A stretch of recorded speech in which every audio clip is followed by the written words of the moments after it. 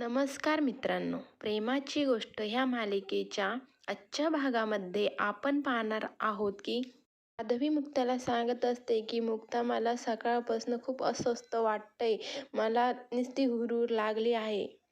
मुक्ताला म्हणत असते की माझा लपवण्याचा स्वभाव नाही आहे, मला खूप अस्वस्थ वाटतंय आणि इतक्या दिवस लपवणं तर शक्यही नाही आहे. माहिती आहे आपण काही चुकीचं करत नाही आहे, पण मला खूप अस्वस्थ वाटतंय आज. की त्यांचं बोलणं गुपचूप ऐकत असतो. इंद्रा मोठ्याने मुक्ताला आवाज देते, ओ सुनबाई, आज घरी यायचंय की नाही, का तिकडेच राहायचंय माहेरी? माधवी म्हणते, काय करायचंय या लाऊडस्पीकरचं, क्या ओरडतायत त्या एवढ्या मोठ्याने? तेव्हा मुक्ता म्हणते की आई, तू आता त्यांचा प्रेशर नको घेऊ, जेवणाची वेळ झाली आहे त्यामुळे ते आवाज देतात. चल निघते मी आता. निघणार हे बघताच लक्की तिथून पळ काढतो. निघून गेल्यानंतर माधवी एकटीच बोलत असते, दरवाजात उभा राहून म्हणते, कशी राहत असेल माझी मुलगी त्या घरात. तेव्हा देवाला म्हणते, देवा सांभाळा माझ्या मुलीला. ती स्वतःपेक्षा जास्त दुसऱ्यांचा विचार करत असते. निघून गेल्यानंतर लक्की तेथे येतो आणि म्हणतो, ही तर सॉलिड न्यूज लागली आहे. आता ही गाडी कधी टाकायची आणि कधी पेटवायची हे मी आता ठरवणार.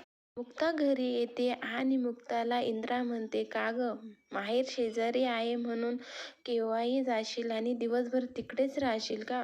जेवायला काय बनवलंय? तेव्हा मुक्ता म्हणते, भोपळ्याची भाजी, खोबरं घातलेली. तेव्हा इंद्रा म्हणते, काही बोलू नकोस, मी तुला भेंडीची भाजी करायला सांगितली होती, तुला सगळ्यांनी डोक्यावर बसून ठेवलंय ना. ज्या लक्कीला भेंडीची भाजी आवडते म्हणून तू बनवली नाहीस ना. इतक्यात बापू येतात आणि इंद्राला ओरडतात, इंद्रा, त्याला इतक्या मोठ्याने ओरडते सुनबाईवर, बाहेरपर्यंत आवाज येतोय. तेव्हा इंद्रा म्हणते, बोलले कैवारी बोलले. इंद्रा मुक्ताला म्हणतेस, तुला जर माझ्याशी बोलायचं नसेल तर बोलू नको, माझ्या मुलांची काळजी घ्यायला मी भक्कम आहे. तेव्हा बापू इंद्राला म्हणतात, का छोट्या मोठ्या गोष्टींवरून तंटा करत बसते? की नव्ह ते आपला मुलगा आज घरी आहे जेवायला, त्याला निवांत जेवून दे. बापू मुक्ताला म्हणतात, जा सुनबाई, तू सागरला बोलवून आण जेवण करायला. तिकडे सावनी सागरला फोन लावते आणि म्हणते, हॅलो सागर, तू मला रिजेक्ट केलं, रडत बोलते. आदित्य तिथे बसलेला असतो, त्याच्यामुळे ती खूप रडते, खूप नाटक करत असते. आदित्यच्या मनात तिरस्कार निर्माण व्हावा सागरबद्दल, त्यामुळे सावनी फोन स्पीकरवर टाकते आणि बोलत असते. तेव्हा सागर तिला म्हणत असतो की तुझ्या डोक्यावर काही परिणाम झालाय का? तेव्हा सागर सावनीला खूप बोलत असतो, म्हणत असतो, रड सावनी, तू रड. तू कोणावरही प्रेम करू शकत नाही आणि तुझ्यावरही कोणी प्रेम करू शकत नाही. हे सगळं आदित्य ऐकत असतो. सागर सावनीला म्हणतो, बाय द वे, तू माझ्या ऑफिसमध्ये फोटो ठेवून गेली, तो काय करू, पाठवून देऊ की फेकून देऊ? त्याचं काय आहे ना, निगेटिव्ह लोकांच्या वस्तू मी माझ्याजवळ ठेवत नसतो. मुळात मी निगेटिव्ह लोकांनाच माझ्या आयुष्यात ठेवत नसतो. तेव्हा लगेच आदित्य सावनीच्या हातातून फोन हिसकावून घेतो आणि म्हणतो सागरला, हाऊ डे यू. आदित्य सागरला खूप रागात बोलत असतो. तेव्हा सागर आदित्यला म्हणतो, आदित्य बेटा थांब, माझं ऐक. तेव्हा आदित्य सागरला म्हणतो, तुम्ही मला बेटा म्हणू नका, मी तुमचा मुलगा नाही. सागर आदित्यला म्हणत असतो, आदित्य, ह्या सगळ्या मोठ्यांच्या गोष्टी आहे, तू कशाला? तेव्हा आदित्य सागरला म्हणतो की ह्या मोठ्यांच्या नाही, माझ्या मम्माच्या गोष्टी आहे, मी कसं काय इग्नोर करू शकतो? मग मला माहिती आहे तुम्ही आणि तुमची नवीन बायको माझ्या मम्माला किती त्रास देतात हे. आदित्य म्हणतो, सागर कोळी, तुम्ही दिलेल्या प्रत्येक त्रासाचा बदला मी घेईल. तेव्हा सागर आदित्यला म्हणतो, मी नाही, तुझ्या मम्मानीच. तेव्हा आदित्य सागरला म्हणतो की मला नाही बोलायचं आहे तुमच्याशी, आणि लक्षात ठेवा, माझी मम्मा एकटी आहे असं समजू नका, मी आहे तिच्यासोबत. आणि फोन बंद करतो आणि सावनीला म्हणतो की प्लीज डोंट क्राय मम्मा.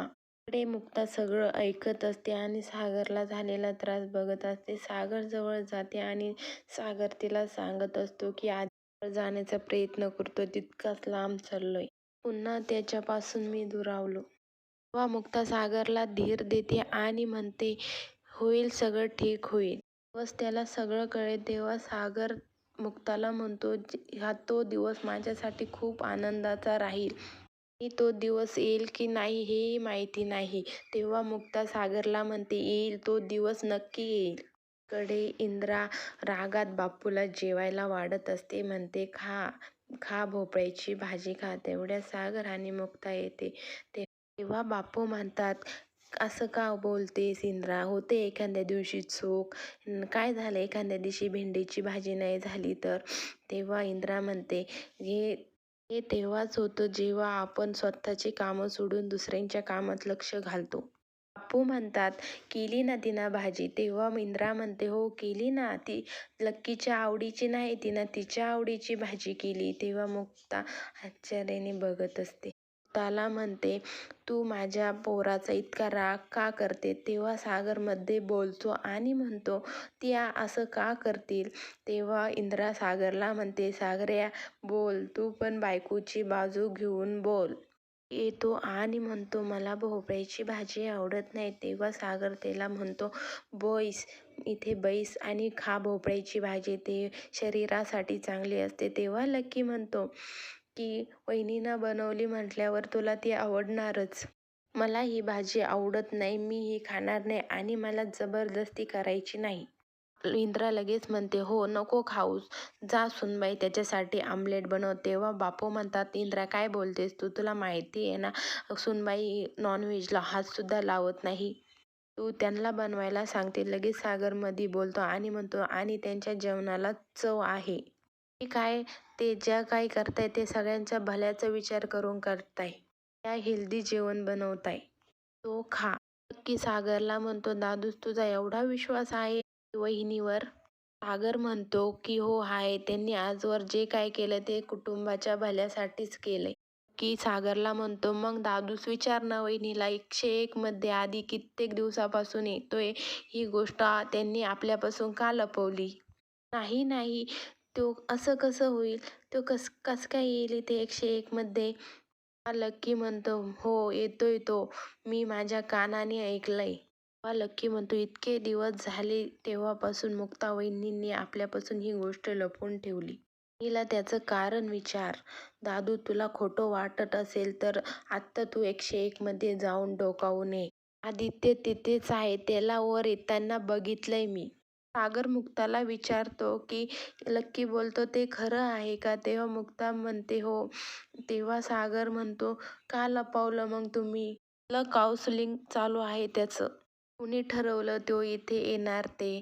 तेव्हा मुक्ता म्हणते, त्याच्या शाळेने माझ्या आईकडे त्याला क्लासेससाठी पाठवलेलं आहे. मुक्ताला बोलते, किती उलट्या काळजाची आहेस ग तू, मला का सांगितलं नाही.